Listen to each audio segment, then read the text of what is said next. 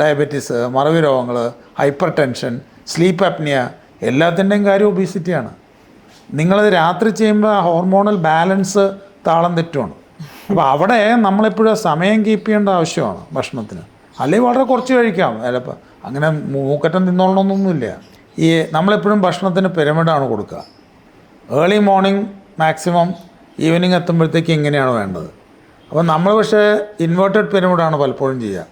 Breakfast miss ചെയ്ത് വൈകുന്നേരം ഭയങ്കര തീറ്റ കഴിക്കുക.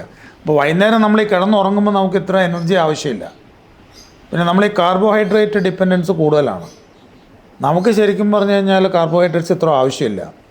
25 വയസ്സിന് ശേഷം മുകളിലേക്കുള്ള ഗ്രോത്ത് ഇല്ല, സൈഡിലേക്ക് വളരുക.